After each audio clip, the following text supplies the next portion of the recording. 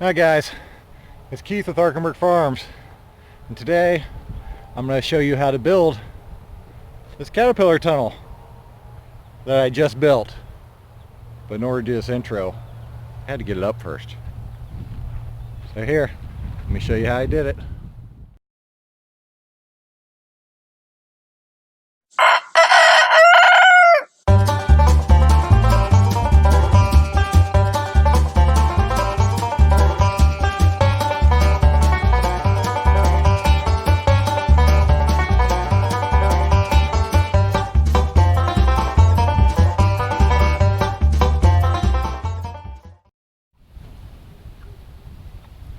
Now the basic design of the hoops,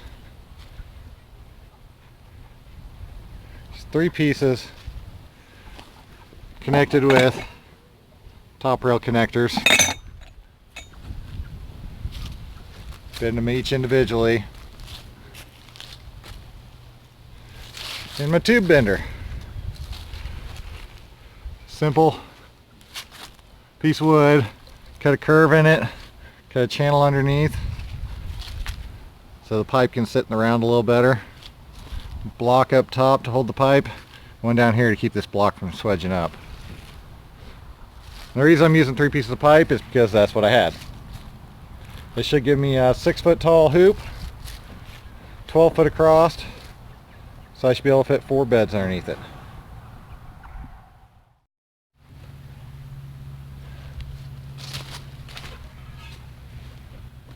Since these are my center ones, I'm going to get a full curve from end to end.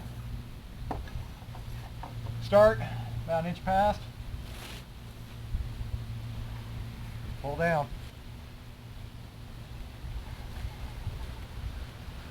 Just keep moving it as you go until it gets too hard. Like I said, I want a full bend on this, so I flip back around, start the other side, do the same thing.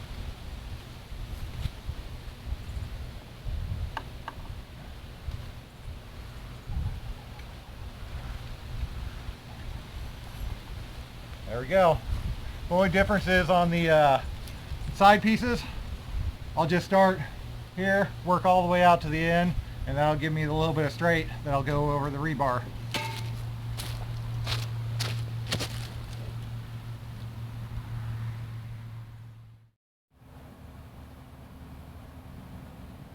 Now I've got all my hoops bent up. Let's go over the hardware I've got for this. These will go over the rebar stakes that are driven in the ground. These are actually what they call a sill bearing washer.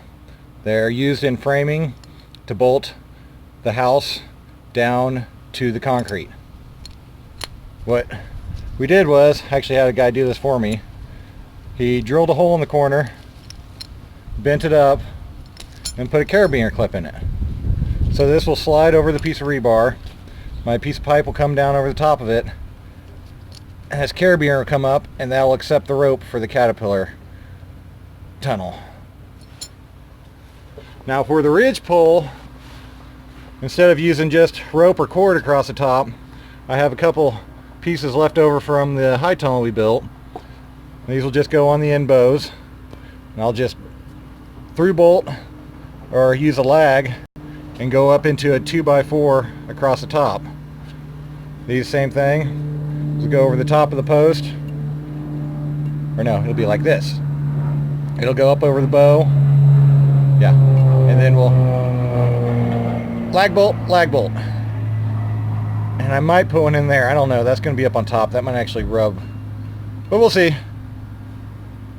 I'll go ahead and start setting everything out. Now I went through, I got 2-foot rebar stakes. It's number 4, 1/2 inch. Typically everybody uses number 5, which is 5/8 rebar. That's what the clips are set up for. But here in Kansas we do everything at 1/2 inch, or at least in the Topeka-Tecumseh area, so that's all I could find at the hardware store, and I didn't want to go through the effort of buying a 20-foot stick and cutting it down because I'm kind of in a hurry. But here's the clips we're using again. The ideas behind these are that the post goes over the top so it holds it down, and then to prevent uplift, it binds on it, so it doesn't come up as easy, which might work a little better on the 5/8 rebar than it does the 1/2 inch. There we go. And I just want to mention, I remember who these clips came from. Daniel Garcia is the one that made these. Again, it's just a bearing washer with a hole through it and a carabiner. You can find these at your local home supply store, lumber yards, and big box stores. So down at the end, I'll set you up here. I already put this on, but slip your clip over. Make sure you have your carabiner clipped to the outside. Drop your post on it. Simple as that. Now we'll go ahead and get the rest of the bows up. Now, since I had a piece of channel lock laying around, I put it up over this end bows. Didn't go all the way down, only goes to right about there. We got the rest. The ends, wrap with duct tape so you don't have sharp edges here. And then you just make a simple cut. Tuck it in. It'll look just like that. If I can get a good shot of it. There we are. Yeah, just like that. That protects the ends. Now the reason I'm putting channel lock on the end with wiggle wire up across these end bows is because I'm going to run my plastic all the way straight across down it, and I'll do my diagonal rope, but then my end wall is just going to be straight down. I'm not going to pull it off into a tail like most people do and drive a couple posts. The reason I do that, I like the flat end walls so I don't have stuff out here I have to trip on. And on top of that, if I want, I can put a zipper door or a scissor door or some kind of door in the end and have easy access. Here's what we're looking at right now. Now it's time to put up the ridge board. The ridge board, I'm going to start with a 5-foot piece, come over, I'll splice it onto a 10-foot piece and it'll come over. That way I have a full piece and I don't have my splice at my bows. Because my bows are spaced 10 foot apart, a 10-foot board, I end up with a splice there and there on every one. I'll keep it in the middle by cutting my very first one. And I'll use my hangers to tie in, and I'll use a 1-foot piece of blocking, and I'll show you that here in just a second. Okay, now we got the ridge pole up. Piece of 6-inch blocking or 12-inch blocking, screwed at each point all the way down. It's pretty good. We still got a little bit of wobble in it, so to knock that out, I'm going to put in some diagonal bracing. I have 3/4 inch EMT conduit. Put your finger inside, find where the seam is, start the seam up. I'm going to beat the edges down so I can get it through my clip.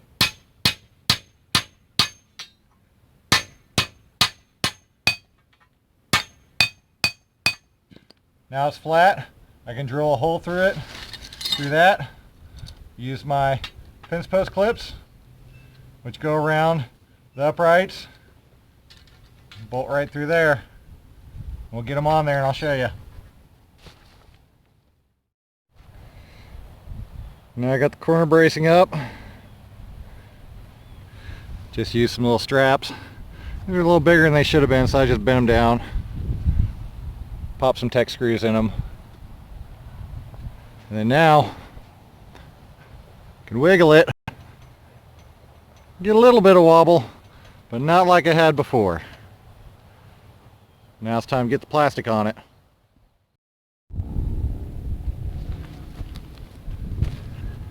Now, for the part of the toe that turns into a caterpillar looking tunnel.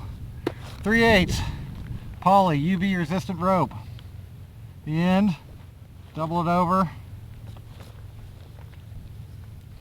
and make a knot. This, I'll run down to that corner and back around to the other corner. I'll hook it on, wrap around the back, and then I'll cross across, toss it over to the second hoop, come back to the third, go that side of the fourth, come back to the fifth right here, and work my way around.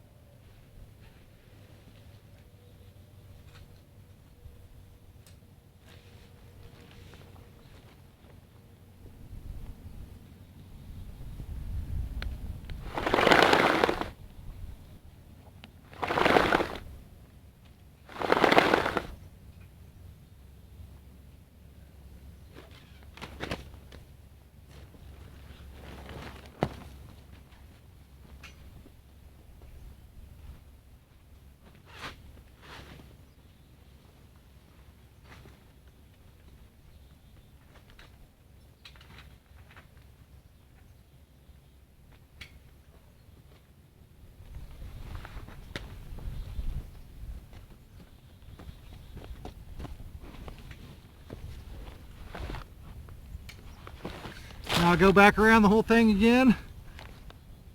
It'll look like a caterpillar tunnel.